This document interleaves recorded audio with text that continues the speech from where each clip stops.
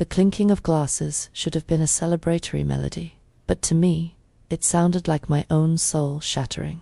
The ballroom at Mr. Anderson's mansion was a work of art. Diamond chandeliers cast a golden light over silk-covered tables, and the scent of roses and expensive food hung in the air like incense for the rich and powerful. I was at the center of it all, a bride on display, seated next to my husband. My dress, a designer creation that cost more than I would make in 10 years, felt like a satin shroud. Every pearl sewn onto it was a weight, sinking me to the bottom of an ocean of despair. Beside me, Mr. Anderson looked like a wax statue, frail and motionless in his wheelchair, his cloudy eyes fixed on some distant point. He hadn't said a word since the ceremony. Then, my father, Frank, rose to his feet. The expensive suit, no doubt paid for with the advance on my dowry, stretched over his prominent belly. He raised his champagne flute, his face flushed with alcohol and triumph. "To the happy couple," he exclaimed, his voice echoing with a fake emotion that made my stomach churn. The guests, a sea of unknown faces and polished smiles, responded in unison.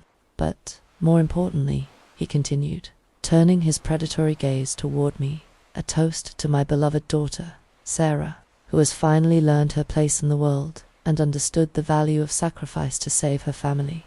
Every word was a blow. Learned her place, sacrifice. He spoke as if I were a lamb willingly led to the slaughterhouse, and not a prisoner sold to the highest bidder.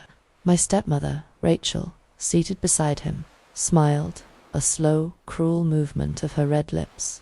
She raised her glass in my direction, her eyes gleaming with malice. "A toast to sacrifice, darling," she said, her honeyed voice dripping with poison. "After all, some of us were born to serve, and others to rule." The polite laughter that followed was, to me, a deafening roar. I felt the heat rise up my neck, the humiliation burning me inside. I clenched my hands under the table, digging my nails into my palms to keep from screaming. I was the joke, the evening's entertainment, the silly girl whose future was traded so these vultures could continue their feast. As if to seal my misfortune, my father walked over to our table. He ignored me completely and leaned over Mr. Anderson, his voice dropping to a conspiratorial tone, but loud enough for everyone around to hear. "Take good care of my girl, Mr. Anderson," he said, giving the old man a condescending pat on the shoulder. "But don't you worry. When you make your final journey, we'll be here to take care of everything of yours. I consider it part of the deal." That was the final judgment, the public admission that they were just waiting for my husband to die, to take everything. The whole room heard it. Some looked away, ashamed. Others smiled, accomplices. I closed my eyes, final defeat flooding me, ready to drown me. That's when I felt it. A cold, but surprisingly strong, hand covered mine on the tablecloth. My eyes flew open in shock. It was Mr. Anderson's hand. His fingers, which had seemed as fragile as dry twigs before, squeezed mine with a firmness that belied his appearance. I turned my face to him. The fog in his eyes was gone. They were clear, sharp, and sparkled with an icy fury that made me hold my breath. He leaned slowly toward me, his movement precise and deliberate. The smell of cognac and old books emanated from him. His lips brushed my ear, and his voice, which I had never heard as more than a senile mumble, was a crisp, deep, and ice-cold whisper, like the steel of a blade. "Now," he whispered, the word vibrating through me, "it's time to make them pay." The light filtering through the stained glass windows of the old cathedral painted the marble floor with splotches of blue and red, like sacred bruises. The air was heavy with the smell of incense and wilting flowers. For any other bride, this would be a dream setting. For me, it was the architecture of my prison.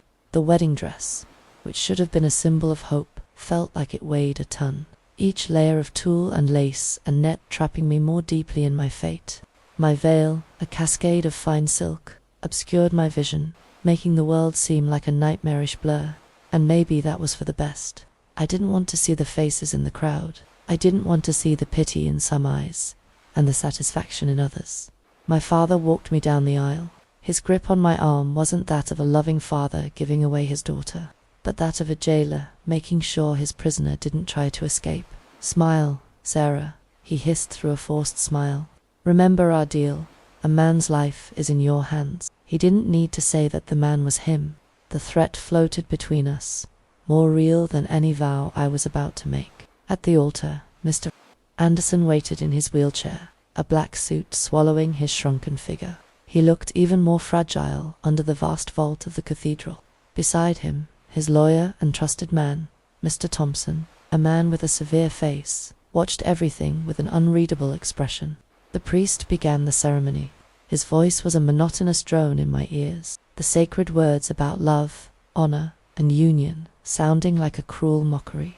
I stared straight ahead at the golden cross on the altar and prayed, not for a happy marriage, but for strength to endure what was to come. I remembered the night my mother died, when I was 16. She made me promise to always take care of my father. "He's weak, my daughter," she said, her voice already a whisper, "but he loves you." Oh, Mum, how wrong you were. He didn't love me. He loved himself, and I was just the price of his survival. Sarah, do you take Arthur to be your lawful husband, to love and cherish, in sickness and in health, until death do you part? Death, the word hung in the air. Their death, that's what they wanted. The death of Mr. Anderson. The silence lingered for a second longer. I felt my father's gaze burning into my back. I took a deep breath, the air feeling like blades in my lungs. "I do," I said, and the word came out like a puff of smoke, lifeless, without conviction. It was time for the rings. Mr. Thompson presented them on a velvet cushion. I took the heavy gold band, meant for Mr. Anderson. My hands were trembling so much I could barely hold it. As I leaned in to place the ring on his wrinkled finger, our eyes met, and that's when it happened again. That same flash of lucidity I had seen in our first meeting. Behind the senile appearance, there was a sharp mind, observing, calculating. His eyes weren't those of an old man at the end of his life. They were the eyes of a general studying the battlefield. He stared at me, and for an instant, I felt he could see right through me. My pain, my fear, my sacrifice. He blinked, slowly, a single deliberate gesture. Was it a confirmation? A promise? I didn't know. I slid the ring onto his finger. It was cold, final. The priest declared us husband and wife. The kiss was a dry, formal touch on my forehead, given by him with a little help from Mr. Thompson to lean in. As I walked away, I looked at the ring on my own finger. It was done.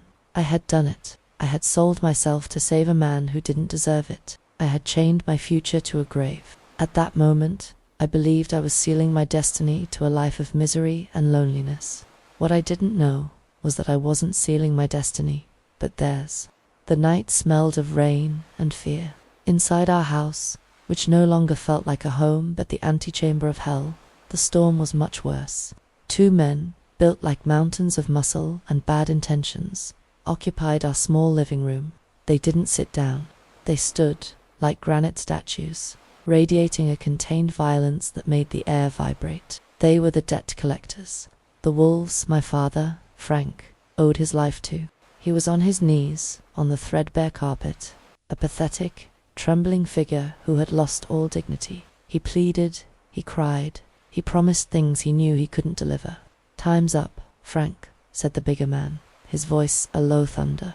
"The boss wants his money, tomorrow, or he's coming to collect a different kind of payment." His gaze shifted for an instant toward my bedroom door, and that simple gesture chilled me to the bone. I wasn't part of the debt, but in their world, daughters were just another form of currency. After they left, leaving behind a silence thick with terror, my father remained on the floor, sobbing. My stepmother, Rachel, looked at him, not with compassion, but with a deep and bitter contempt. "Get up, you good-for-nothing," she hissed. "Crying isn't going to pay anything." That's when he looked up at me, his eyes bloodshot and full of a desperation that was turning into an ugly kind of calculation. "There's a solution, Sarah," he said, his voice a broken whisper.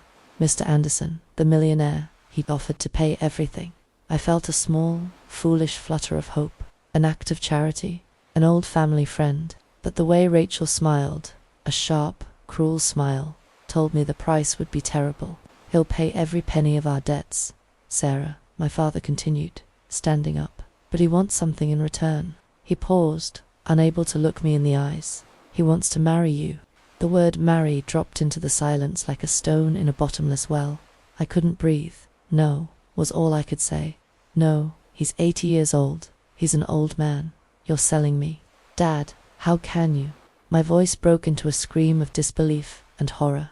Rachel's hand moved faster than I could react. The slap echoed in the room, and my cheek burned with a sharp, humiliating pain. It was the first time anyone had ever laid a hand on me. Shut your mouth, you ungrateful girl, she spat, her eyes gleaming with fury. Thanks to you, we'll finally have the life we deserve. Or would you rather those men come back and take you as payment? Think about it. I was shoved into my room and the door was locked. I spent the night on the cold floor, listening. I didn't hear remorse. I heard laughter. I heard their excited voices planning the future. Trips to Europe, new cars, the jewelry Rachel would buy. They were celebrating my sentence, celebrating on the grave of my future. Every laugh was another nail in my coffin. I hugged my knees, trembling, not from the cold, but from an icy rage I had never felt before. That night, the dreamy girl inside me died, but something colder, harder, and much stronger began to be born in her place. The lawyer's office was a sanctuary of mahogany and old leather. It smelled of money, power, and well-kept secrets.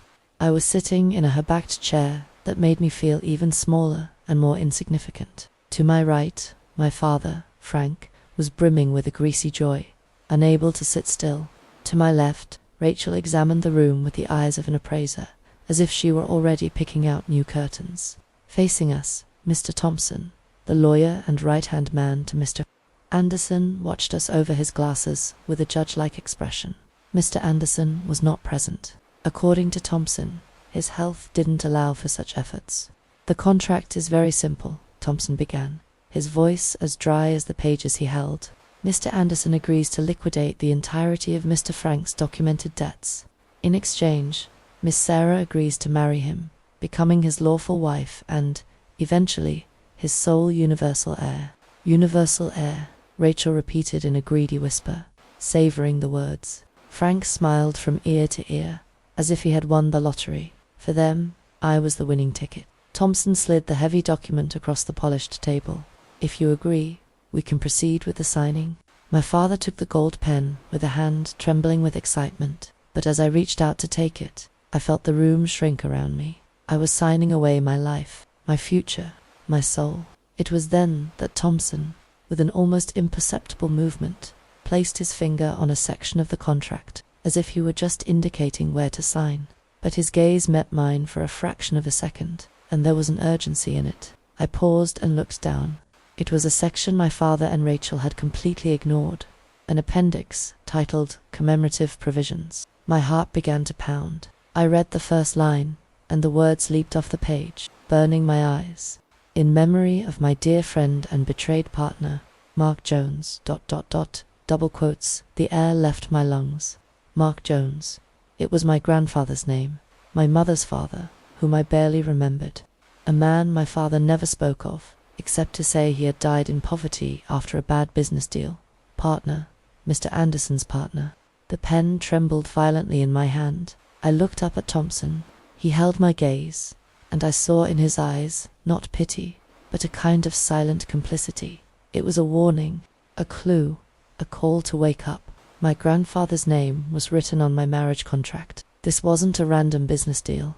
This was something deeply personal, and I was standing in the center of a deadly game whose rules I didn't even know.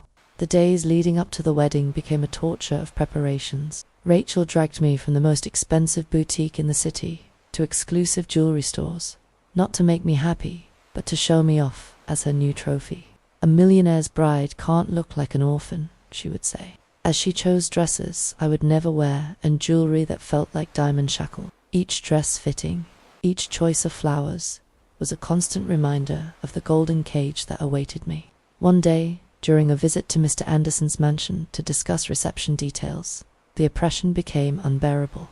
While Rachel and my father were animatedly discussing with the wedding planner what kind of champagne to serve, I felt the walls closing in on me.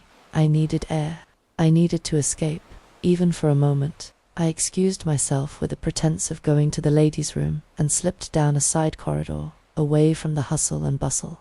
The west wing of the mansion was silent and covered in a veil of dust. It was clear no one had walked through there in years. The marble statues looked like ghosts under the white sheets that covered them. Moved by a morbid curiosity, I kept walking, my footsteps echoing in the sepulchral silence. That's when I saw it, a solid oak door, slightly ajar, leading to what looked like a gallery. I entered.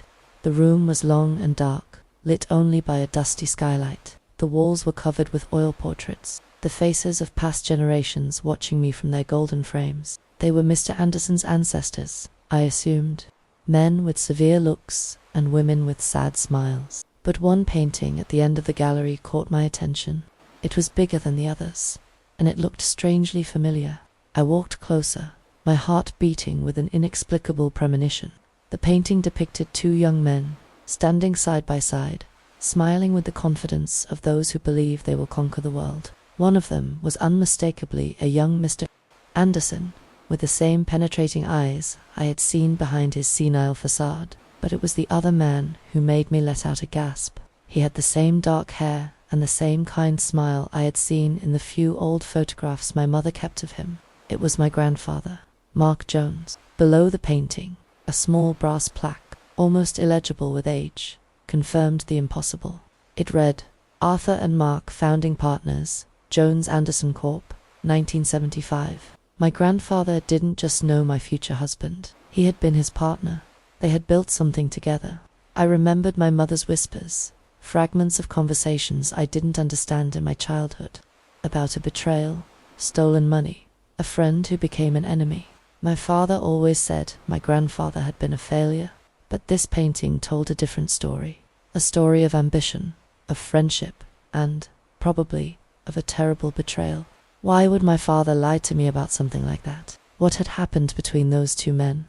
And most terrifying of all, was my marriage a way of mending an old wrong, or was it the final chapter of an ancient revenge? The night before the wedding, I felt like a condemned woman on the eve of her execution. I couldn't sleep. I paced my room like a caged animal, when the phone rang, startling me. It was an unknown number. I hesitated, but something compelled me to answer. "Hello," I whispered. "Miss Sarah."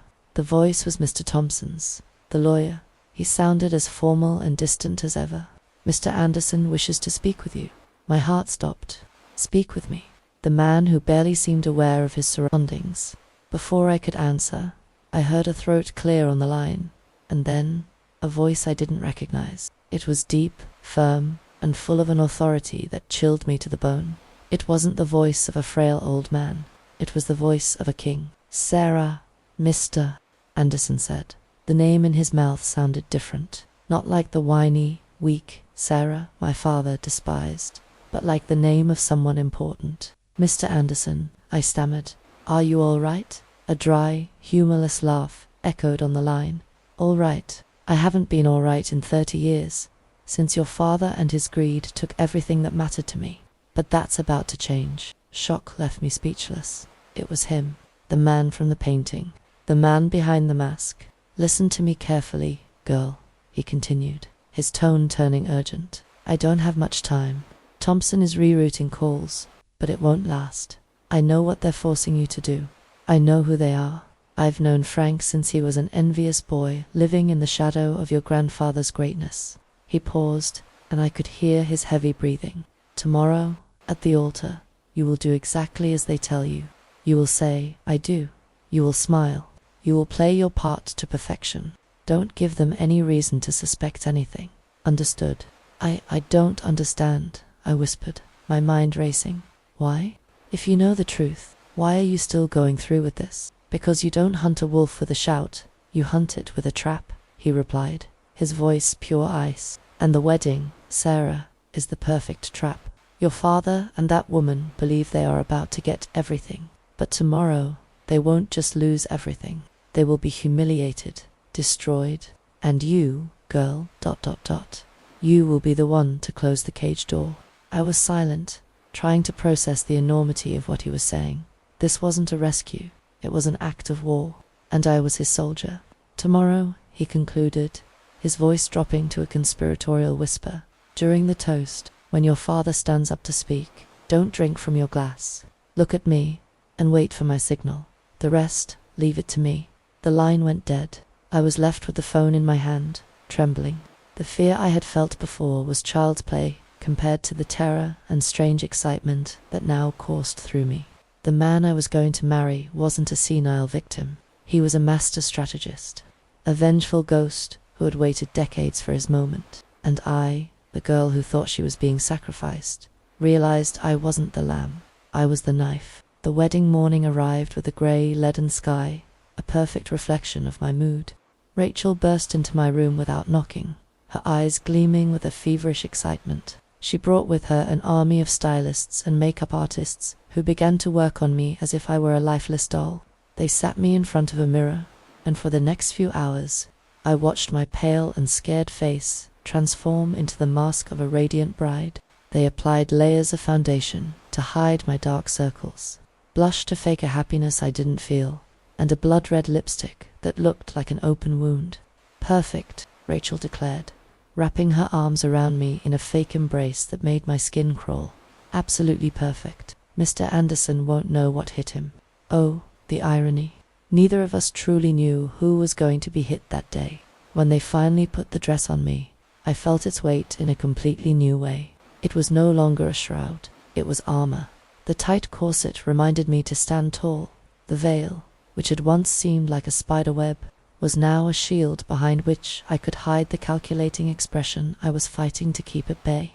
As I looked at myself in the full-length mirror, I no longer saw the victim. I saw the woman Mr. Anderson had spoken of, the knife, sharp and ready to cut. My father entered the room. For a moment, seeing me, his face showed genuine shock, a flicker of paternal pride that almost made me falter. "Sarah, ...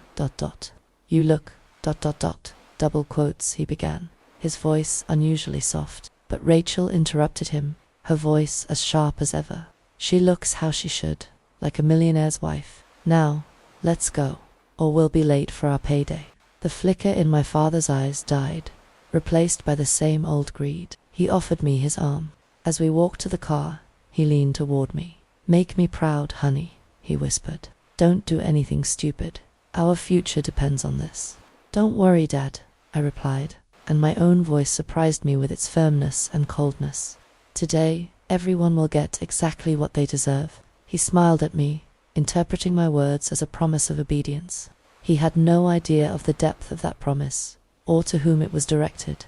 As I got into the car, I met my reflection in the dark window. The scared girl had completely disappeared. In her place, there was a woman with a mission, an actress in the role of her life. Mr. Anderson's plan was audacious and terrifying, and my part was crucial.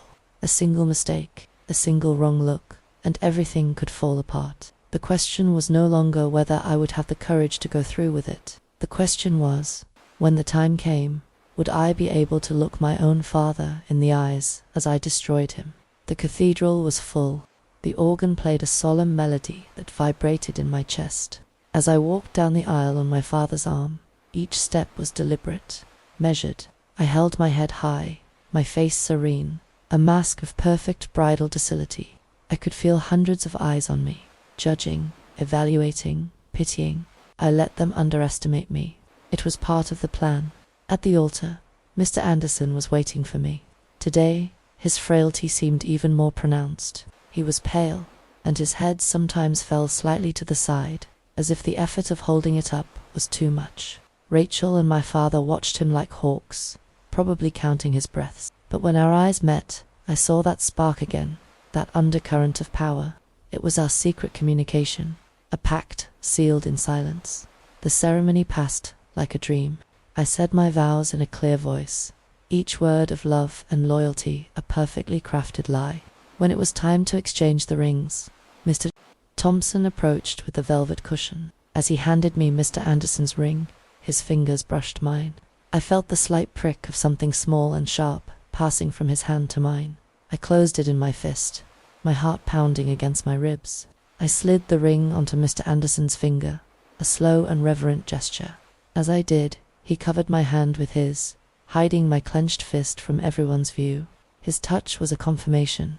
"Well done," it seemed to say. During the rest of the ceremony, I focused on revealing nothing. I prayed my face wouldn't betray me. The object in my hand felt like a burning coal. What was it? A key? A message? The final weapon I was supposed to use? The uncertainty was torture. When the priest declared us husband and wife, the congregation erupted in applause. My father and Rachel hugged, their faces lit up with triumph. They believed they had won. They believed the game was over.